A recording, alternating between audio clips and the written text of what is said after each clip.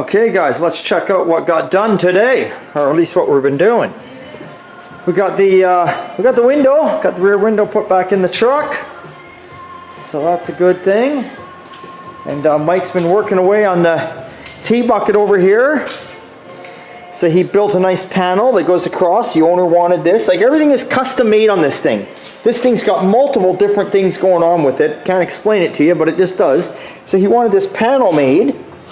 You're going to put a hinge on here, and he's going to make a wooden tonneau cover that's going to lift up. So get to his gas tank, get to his battery. Kind of cool. Very, very cool. Tailgate does come off. That's cool. So he's working away on that. He's doing an awesome job as usual.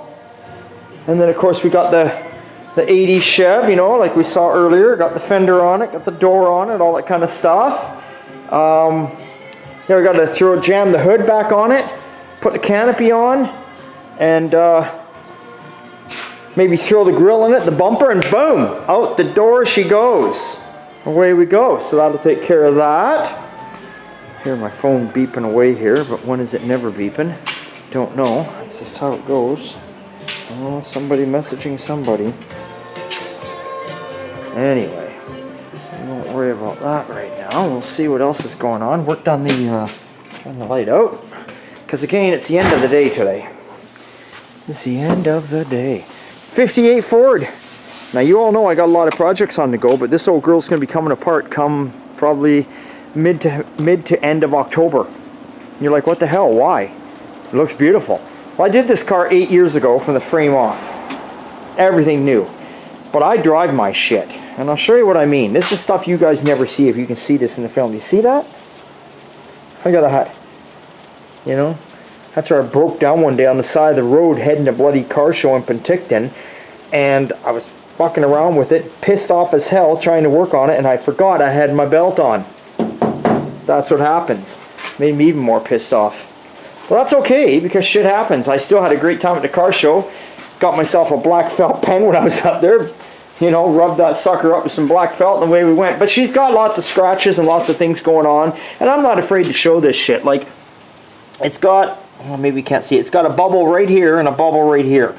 Now, when I did this car 8 years ago, I stripped it right to bare metal, the whole car. And it was solid as a rock. But like I say, you never know what's in behind metal. It might look good on the outside, but that don't mean it's not going to come back. That's why when people always say to me, well, you did my car now, I hope you think there's warranty on that for the rest of my life. There ain't no warranty, buddy. I can strip that car right down to bare metal. It doesn't mean I don't know what's in behind it. I don't know what's inside the rockers, what's in behind the doors. I don't. Best thing I can suggest is spend the big money and get it dipped, acid dipped, or get it blasted or something. I don't know. Rust never sleeps. That's what I do know. You're always going to get rust. All you can do is try your best and pray to the gods up above. So Mike's working on the T-bucket, and then Sean and I have been going to town on the little Falcon. We're just getting things done. So today got the hood came off it yesterday. Sean was working on that. Today we got the trunk off it. I got the front and rear windows out of it. Took as much as I could take out on the dash.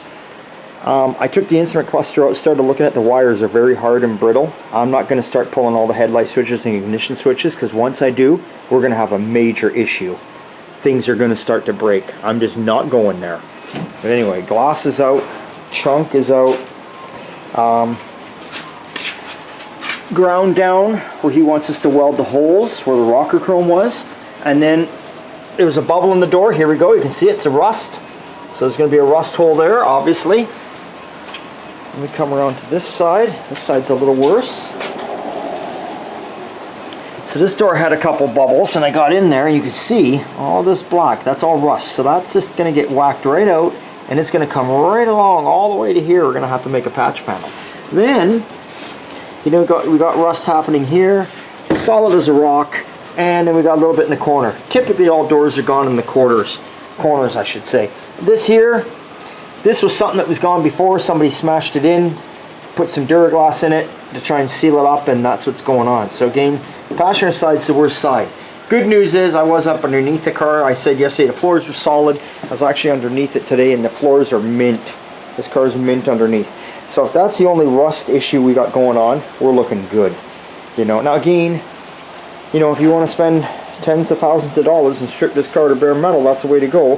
What we're going to do is we're going to strip it where we see the issues there. All the filler along here stripped out, but we're going to try not to strip the whole car if we can help it. Try and help this gentleman out and save him as much money as we can where we can. But we'll see what goes on. So far, so good. And Sean's in there working away. I see the battery's about to die any second. So he's working away. He's got the hood. If you look, the hood is way over there, yonder. And thing just came on, said charge battery pack. So hey, it's always good time and old time. I'll catch you next time, and I'll see you later.